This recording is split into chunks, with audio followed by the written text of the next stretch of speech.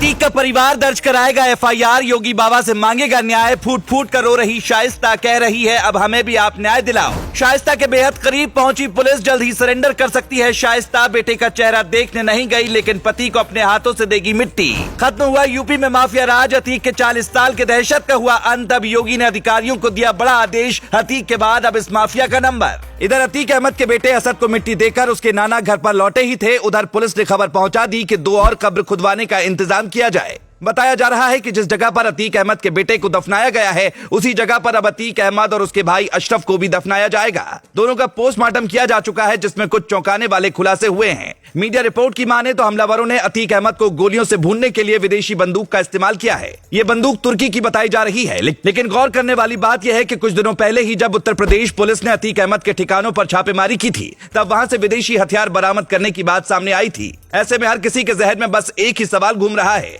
कि क्या अतीक ने जो हथियार विदेश से मंगवाए थे वही हथियार उसके लिए काल बन गए। अब पुलिस इस मामले की भी जांच कर रही है, लेकिन फिलहाल अतीक को दफनाने की तैयारी तेज कर दी गई। लेकिन हैरान करने वाली बात तो यह है कि उमेश पाल हत्याकांड के बाद से ही फरार चल रही शाइस्ता परवीन ने बेटे असद के मरने के बाद भी सरेंडर नहीं किया था और अब तक पति की मौत के बाद भी उसने सरेंडर नहीं किया।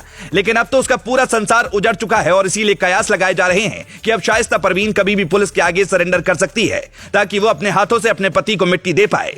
इतना ही नहीं, अब अतीक अहमद का परिवार इस मामले में एफआईआर भी दर्ज कराएगा और योगी आदित्यनाथ से न्याय की गुहार लगाएगा। यानी जिस माफिया का परिवार कभी लोगों को मौत की नींद सुलाता था अब वो योगी की शरण में आएगा और न्याय मांगेगा। एक दौर था जब प्रयागराज में अतीक अहमद के नाम का सूरज निकलता था।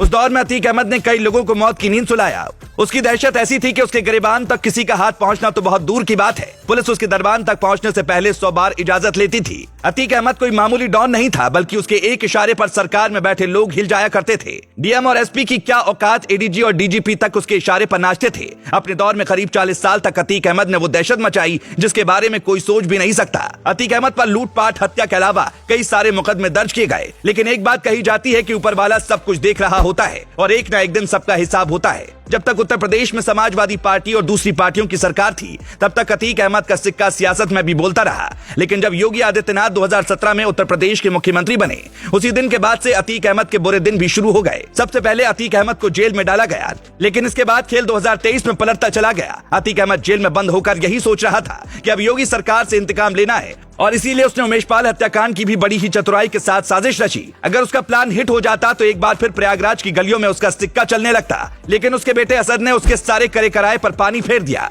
प्लान के मुताबिक असद को केवल उमेश पाल हत्याकांड को अंजाम दिलवाना था, न कि खुद उसे गोली मारना। लेकिन उसने वही गलती की जिसके बाद बाबा ने माफिया को मिट्टी में मिलाने की सौगंध खाई।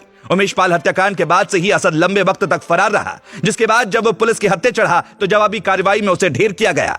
अतीक अहमद ने माफिया रहते हुए इतने दुश्मन पाल रखे थे कि हर किसी की नजर उसकी जान पर ही थी। जैसे ही अतीक अहमद साबरमती से प्रयागराज लाया गया उसके दुश्मन भी बदला लेने की फिराक में आ गए। अतीक को अपनी मौत का डर सता रहा था, इसलिए वो गुहार लगा रहा था कि उसे मार दिया जाएगा और हुआ भी वही। अतीक अहमद को उसके ही दुश्मनों ने मौत के घाट उतार दिया। Bureau report.